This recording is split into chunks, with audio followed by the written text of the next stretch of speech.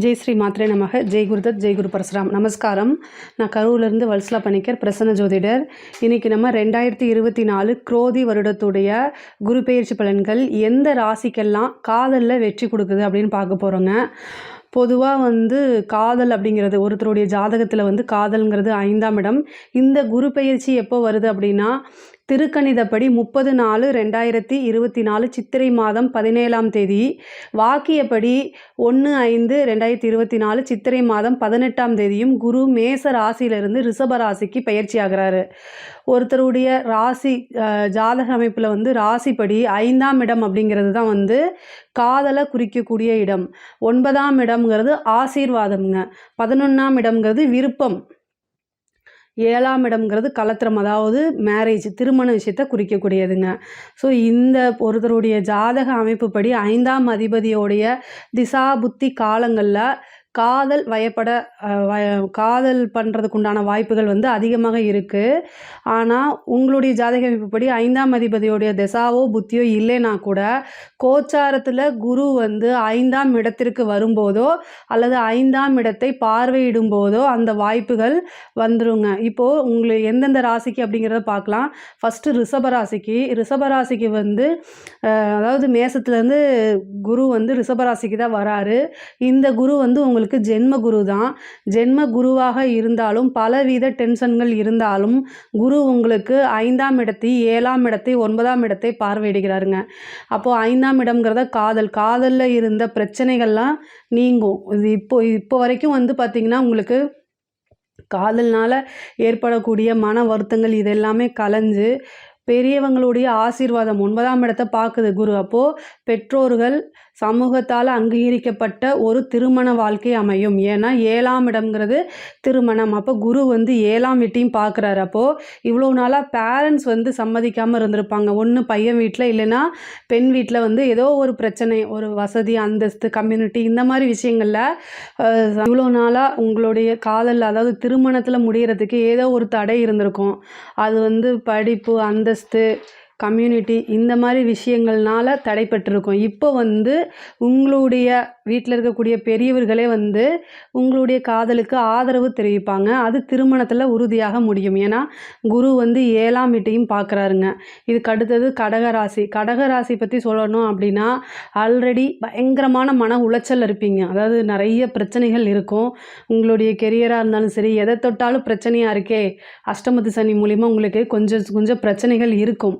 இதில் லவ் மூலிமாவும் கொஞ்சம் பிரச்சனைகள் இருக்கும். குரு உங்களுக்கு 5ஆம் இடத்தை பார்க்குறாரு. பட் ஆனால் என்ன அப்படின்னா சனியும் உங்களுக்கு 5ஆம் இடத்தை பார்த்துக்கிட்டு இருக்காரு. அதுதான் ஒரு பெரிய இஷ்யூ. பட் ஆனால் இந்த குரு பயிற்சி உங்களுக்கு நல்லது தான் செய்ய போகுது. அதாவது ஒரு பழமொழி சொல்லுவாங்கள்ல, ரணகலத்திலையும் இவ்வளவு ரணகலத்திலையும் ஒரு குதூகலம் சொல்லுவாங்கள்ல, அந்த மாதிரி அமைப்பு வேறு எந்த ராசிக்கும் இல்லை, உங்களுக்கு தான் இருக்குது. ஏன்னா குரு உங்களுக்கு 11ஆம் இடத்துக்கு வராரு. 11ஆம் இடம்ங்கிறது தான் ஆசை, அபிலாசைகள். நீங்கள் நினைத்த காரியங்கள் அனைத்துமே வெற்றி அடைகிறதுக்கு உண்டான வாய்ப்புகளை தான் இந்த குரு கொடுக்க போகிறாரு. அப்போ உங்கள் ராசிக்கு 11ஆம் இடத்துக்கு 5ஆம் இடத்தையும் பார்க்குறாரு, 7ஆம் இடத்தையும் பார்க்குறாருங்க. அப்போது 3ஆம் இடத்தையும் பார்க்குறாரு. 3ஆம் இடம்ங்கிறது நீங்களாகவே என்ன செய்யணும், உங்கள் பேரண்ட்ஸ் கிட்ட இவ்வளோ நாளாக இருந்தாலும் வெளியே சொல்லாமல், உங்களுடைய பெற்றோர்கள்கிட்ட சொல்லாமல் இருந்தால் கூட இந்த டைமில் கம்யூனிகேட் பண்ணுங்கள். இது மாதிரி நான் ஒரு பொண்ணை, ஒரு பையனை லவ் பண்ணுறேன் அப்படிங்கிறத சொல்லுங்கள். கண்டிப்பாக அவங்களுடைய ஆசீர்வாதம், அவங்களுடைய பிளெஸ்ஸிங்ஸு பூரணமாக அமையும். அது மூலிமா உங்களுக்கு திருமணமும், ஏன்னா 11ஆம் இடத்துலேருந்து குரு பார்க்குறாரு. அப்போது உங்களுடைய காதல் வெற்றியாகும். அதுவும் பேரண்ட்ஸோட சப்போர்ட்டோடய உங்களுக்கு நடக்கிறதுக்கு உண்டான வாய்ப்பு இருக்குது. இதுக்கு அடுத்தது கன்னியா ராசிங்க. கன்னியா ராசிக்கு குரு 9ஆம் இடத்துலையே இருக்கிறாரு. 9ஆம் இடத்துல இருந்து 5ஆம் இடத்தை பார்க்குறாரு. இது வரைக்கும் பொதுவாகவே கன்னியா ராசி அப்படிங்கும்போது என்னென்னா, அதாவது பேரண்ட்ஸோட சப்போர்ட் அப்படிங்கிறது அவ்வளோ சீக்கிரத்தில் கிடைக்காது. நீங்கள் ஒரு நபரை விரும்புகிறீங்க அப்படின்னா ஏதாவது தட்டி விடுறதுக்கு உண்டான வாய்ப்புகள் தான் அதிகமாக இருக்குது. பேரண்ட்ஸ் அப்படிங்கிற ஒருத்தருடைய சப்போர்ட்டுங்கிறது அவ்வளோ சீக்கிரமாக கிடைக்கவே கிடைக்காது. பட் ஆனால் இந்த வருஷம் உங்களுக்கு குரு பயிற்சி, இந்த 2024 வரக்கூடிய இந்த குரு பயிற்சி உங்களுக்கு 9ஆம் இடத்துல இருக்கார், பாக்கிய குருவாக இருக்கார்.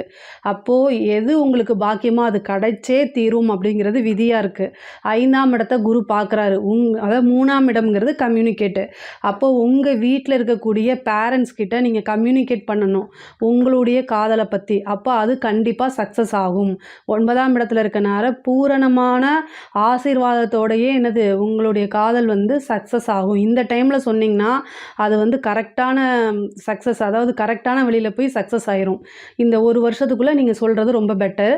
இதுக்கு அடுத்த ராசி அப்படின்னா உங்களுக்கு விருச்சக ராசியை கூட சொல்லலாம். விருச்சக ராசிக்கு குரு இயற்கையிலேயே 5ஆம் அதிபதியாகவே இருக்கிறாரு. அவரு 7ஆம் இடத்துக்கு பயிற்சியாக இருக்காரு. இது வரைக்கும் லவ்வில் ஏதாவது பிரச்சனையாக இருந்தால் கூட அந்த பிரச்சனையெல்லாம் சால்வ் ஆகும்.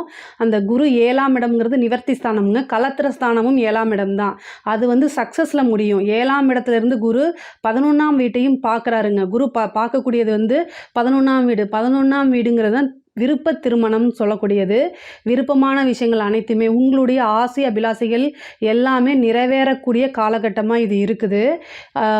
விருச்சக ராசிக்கு குரு 5ஆம் அதிபதியாக 7ல் இருக்கனால நீங்கள் இவ்வளோ நாள் லவ் பண்ணிட்டு இருந்தால் கூட அது சக்ஸஸ் ஆகும். மேரேஜில் முடிகிறதுக்கு 100க்கு 200% வாய்ப்புகள் அதிகமாக இருக்குது. இதுக்கு அடுத்த ராசி மகர ராசி. இந்த மகர ராசிக்கு குரு இவ்வளோ நாளாக 4ஆம் வீட்டில் இருந்தார். இந்த 4ஆம் வீட்டிலேருந்து இப்போ பயிற்சி இருக்கிறது 5ஆம் இடம். அதாவது குரு போகிறதே காதல் ஸ்தானத்துக்கு தான் போகிறாரு. 5ஆம் இடத்துக்கு தான் போகிறாரு. 5ஆம் வீட்டிலேருந்து 9ஆம் வீட்டையும் பார்க்குறாரு, 11ஆம் வீட்டையும் பார்க்குறாரு. குரு இப்போ உங்களுக்கு முழுசாக சக்ஸஸ் தான். எந்த விஷயங்கள் தொட்டாலுமே சக்ஸஸ் ஆகக்கூடிய அமைப்புகள் தான். காதல் ஸ்தானத்துக்கே குரு போயிருக்கனால காதலில் இருந்த உங்களுடைய லவ் ரிலேஷன்ஷிப்பில் இருந்த ப்ராப்ளம் எல்லாமே சால்வ் ஆகி இந்த டைமில் 9ஆம் இடம் தான் பெற்றோர் ஆசீர்வாதம் சொல்லக்கூடியது. அவங்களுடைய சம்மதத்தோடைய 11ஆம் இடத்தையும் பார்க்குறதுனால உங்களுக்கு விருப்ப திருமணம், அதாவது லவ் மேரேஜ் ஆகிறதுக்கு 100 இல்லை 200% வாய்ப்புகள் அதிகமாக இருக்குது. இந்த ஒரு வருடத்திற்கு, அதாவது இந்த 2024 குரோதி வருடத்துக்கு ரிஷபராசி, கடகராசி, கன்னியா ராசி, விருச்சக ராசி, மகர ராசி, இந்த 5 ராசிகளுக்குமே காதலில் வெற்றி மற்றும் திருமணம் ஆகிறதுக்கு உண்டான வாய்ப்புகள் இருக்குங்க. இதில் ஏதாவது சந்தேகங்கள் இருந்துச்சு அப்படின்னா கமெண்ட்ஸில் சொல்லுங்கள். கண்டிப்பாக நான் ஆன்சர் பண்ணுறேன். நம்மளுடைய சேனலை லைக் பண்ணுங்கள், ஷேர் பண்ணுங்கள், சப்ஸ்கிரைப் பண்ணுங்கள். நன்றி, வணக்கம்.